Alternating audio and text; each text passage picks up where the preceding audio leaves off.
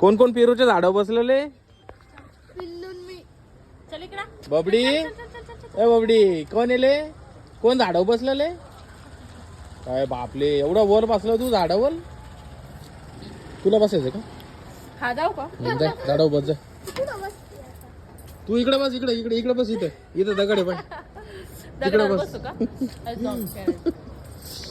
कोण बसलं झाडावर? आला बापले, काय मज्जा झाली बबडीची.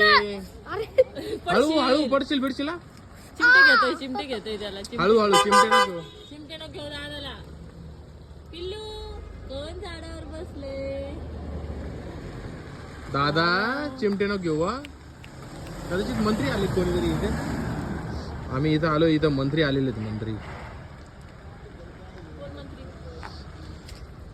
मंत्री 100% मंत्र्यांची गाडी. आम्ही सध्याला नगरमध्ये आलेलो आहे. नगरमध्ये आमच्या मामाच्या इथे.